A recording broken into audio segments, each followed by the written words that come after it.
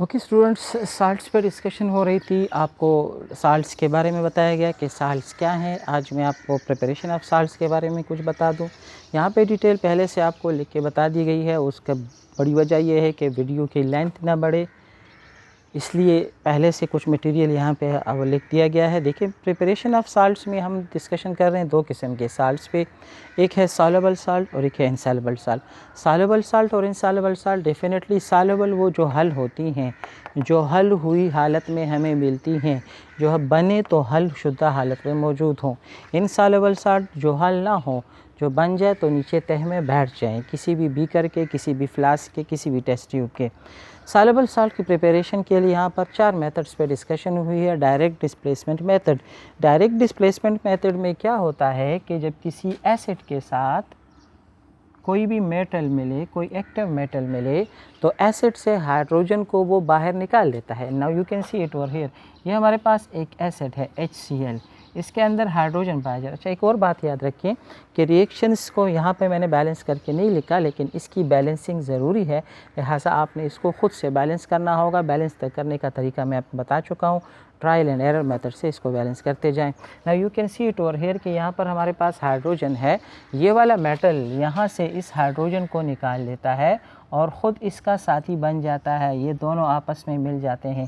तो आप देख सकते हैं यहाँ पे ये दोनों आपस में मिले हुए मैग्नीशियम क्लोराइड बनाया हुआ है और यहाँ से हाइड्रोजनों को बाहर निकाला हुआ है। हाइड्रोजन बाहर निकल गए हैं। सो डायरेक्ट डिस्प्लेसमेंट मतलब ये आया, इसने यहाँ से इसको डिस्प्लेस किया और ख़ुद उसकी जगह पर बैठ गया। सेकंड मेथड है न्यूट्रलाइजेशन रिएक्शन। पहले भी मैं आपको बता चुका हूँ, when acid reacts with a base forming salt and water, that is called neutralization reaction. और इससे पहले टॉपिक में आपको तफसीलन पढ़ाया गया कि न्यूट्रलाइजेशन असल में इन दो चीज़ों की होती है। यहाँ से H, यहाँ से OH, ये आपस में मिलते हैं और वाटर बनाते हैं। इसको हमने न्यूट्रलाइजेशन का नाम दिया था, न्यूट्रलाइजेशन रिएक्शन। ये सेकंड मेथड है जिसके ज़रिए हम साल्ट की प्रिपरेशन कर सकते हैं। चंद एक रिएक्शंस आप लिख सकते हैं, उसके बारे में कोट कर सकते हैं। किसी भी एसिड या बेस को आपस में मिला के इससे साल्ट एंड वाटर बना सकते हैं। फॉर एग्ज़ाम्पल, ये हमारे पास एक एसिड है। चलो एक और एग्जांपल मैं यहाँ पे लिखता चलूँ, HNO3 नाइट्रिक एसिड, और ये हमारे पास एक बेस है KOH potassium hydroxide. Aqueous form में आपस में मिलेंगे, डेफिनेटली यू नो दैट ये दोनों आपस में मिल जाएंगे, पोटेशियम नाइट्रेट साल्ट बन जाएगा KNO3 एक्वस फॉर्म में, और साथ बन जाएगा वाटर। तो बहुत सारी रिएक्शन आप इस सिलसिले में लिख सकते हो। थर्ड रिएक्शन है by the reaction of an acid and metal oxide. Metals के बारे में आप जानते हैं, हमारे पास सोडियम मेटल है, हमारे पास एल्यूमिनियम मेटल है, पोटेशियम मेटल है, कैल्शियम मेटल है, मैग्नीशियम मेटल है, आयरन मेटल है, बहुत सारे मेटल्स हैं। ये हमारे पास मेटल ऑक्साइड है। ये हुआ कैल्शियम मेटल और ये हुआ ऑक्साइड, कैल्शियम ऑक्साइड। इसका एक और नाम है, पहले मैंने आपको बताया था जब हम एसिड बेसिस का स्टार्ट में डिस्कशन कर रहे थे। कैल्शियम ऑक्साइड है, इसे पानी में मिला के चूने के तौर पे इस्तेमाल किया जाता है। ये दोनों आपस में मिलते हैं, acid reacts with metal oxide. ये हुआ मेटल और ये हुआ ऑक्सीजन, तो मेटल ऑक्साइड। इससे हमारे पास बन जाता है कैल्शियम सल्फेट। देखिए, it is very simple to prepare calcium sulphate, ये दोनों, और साथ बन जाता है वाटर, तो बन गया हमारे पास साल्ट। तो ये थर्ड मेथड है। फोर्थ मेथड है by the reaction of an acid and metal carbonate और बाइकार्बोनेट।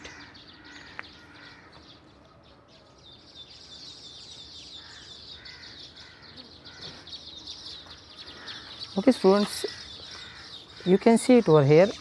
यहाँ पर हमारे पास एसिड यूज़ हो रहा है, एसिड से हाइड्रोजन निकल रही है, एसिड के साथ मेटल का रिएक्शन हो रहा है।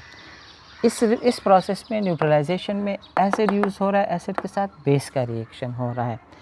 इस थर्ड प्रोसेस में एसिड यूज़ हो रहा है, एसिड के साथ मेटल ऑक्साइड के रिएक्शन हो रहा है।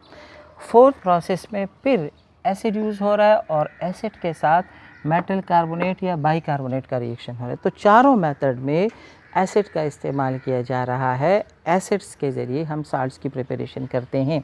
Now you can see it over here, metal carbonate, ये हमारे पास ठहरा सोडियम मेटल और ये हमारे पास ठहरा कार्बोनेट CO3। सोडियम कार्बोनेट, तो metal carbonate.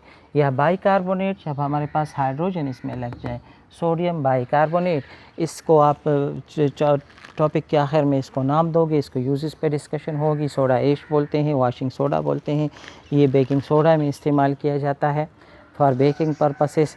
Now you can see it over hair, बड़ा सिंपल सा रिएक्शन है, ये दोनों आपस में मिल जाएंगे, बन जाएगा साल्ट, बन गया यहाँ पे साल्ट NaCl, और साथ बना, यहाँ से निकल गया वाटर और H2O और कार्बन डाइऑक्साइड।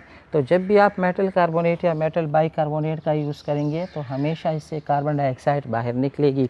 बाकी जितने भी प्रोसेस इससे पहले आपने डिस्कस किए, फॉर एग्जांपल यहाँ पे सिर्फ हाइड्रोजन गैस बाहर निकल रही है, कोई ऑक्सीजन नहीं है। यहाँ पर जो ऑक्सीजन मौजूद है तो वाटर साथ बन रहा है।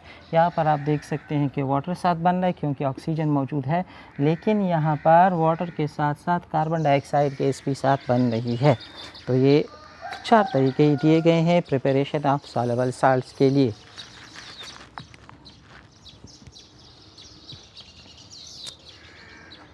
बुक से डेली करते जाएं, कुछ ना कुछ हेल्प आपको इससे मिलती जाएगी।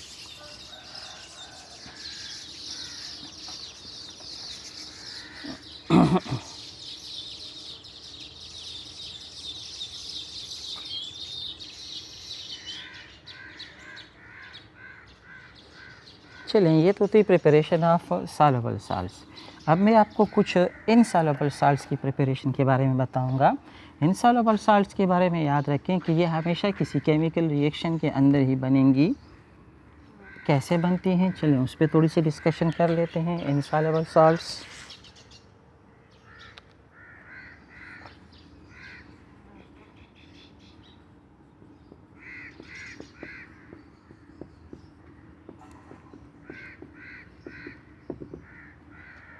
मैं एग्ज़ाम्पल के ज़रिए आपको समझाने की कोशिश करता हूँ। यह हमारे पास एक साल्ट है सिल्वर नाइट्रेट के नाम से। ये सॉल्युबल साल्ट है, ये इसका एक्वस सॉल्यूशन है, यानी ये साल्ट पहले से हल हुआ है। और ये हमारे पास एक साल्ट है जिसको आप जानते हो सोडियम क्लोराइड के नाम से NaCl। ये दोनों सॉल्युबल साल्ट्स हैं, सॉल्युबल साल्ट। ये दोनों सॉल्युबल साल्ट आपस में रिएक्ट करेंगे, इसका पॉजिटिव इसका नेगेटिव, ये इसका पॉजिटिव इसका नेगेटिव। अगर समझ नहीं आती तो इसके पॉजिटिव इसके नेगेटिव, इसके पॉजिटिव इसके नेगेटिव को आपस में मिला लें और आपका रिएक्शन कंप्लीट हो जाएगा। ये साल्ट, ये इनसॉल्युबल साल्ट बना, इनसॉल्युबल। अब इनसॉल्युबल साल्ट बना और ये हमारे पास इसमें सॉल्युबल साल्ट बना। तो ये एक्वस फॉर्म में रहेगा सॉल्युबल साल्ट, और ये नीचे प्रेसिपिटेट के फॉर्म में नीचे बैठ जाएगा सॉलिड के फॉर्म में। मैं अगर इस तरह से कहूँ कि किसी बीकर के अंदर आपने ये दोनों केमिकल मिक्स कर दिए, सिल्वर नाइट्रेट और सोडियम क्लोराइड, तो इसमें से ये वाली चीज़ सिल्वर क्लोराइड ये नीचे तह में सॉलिड फॉर्म में नीचे बैठ जाएगी, सॉलिड फॉर्म में।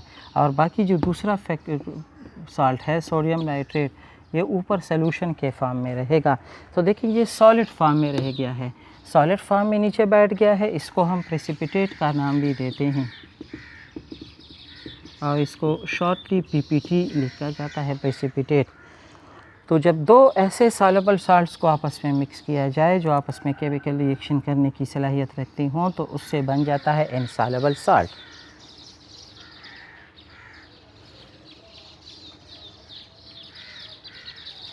चलिए एक दूसरी एग्जांपल ले लें। ये हमारे पास है कॉपर सल्फेट, एक सॉल्युबल साल्ट है, और ये है हमारे पास सोडियम कार्बोनेट, एक सॉल्युबल साल्ट है, इसलिए मैंने साथ एक्वस लिख दिया है।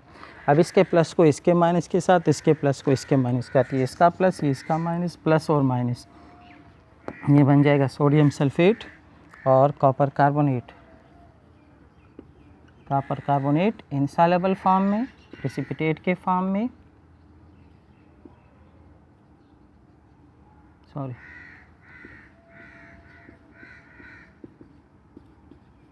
तो ये कॉपर कार्बोनेट और बन जाएगा सोडियम सल्फेट, सॉल्युबल फॉर्म में।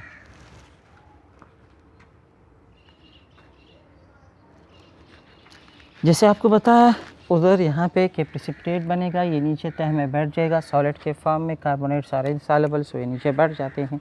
और इनसॉल्युबल साल्ट हमें मिल जाता है।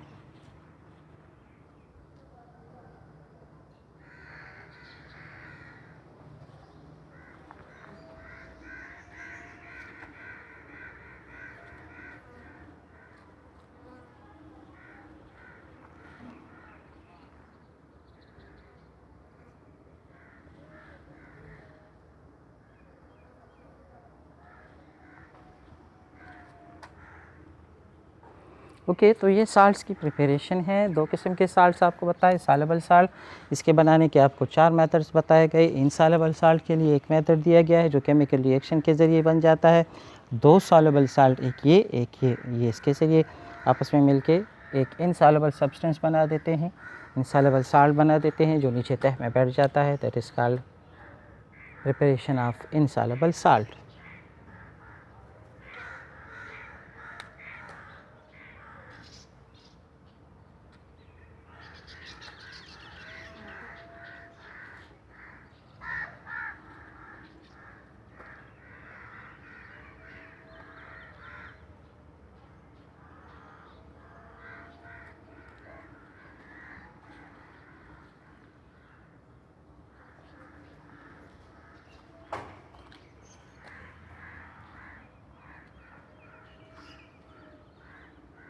चलिए स्टूडेंट्स, यहाँ तक देख लें। नेक्स्ट टाइम मैं आपको टाइप्स ऑफ साल्ट और साल्ट की यूजेस के बारे में बताऊँगा।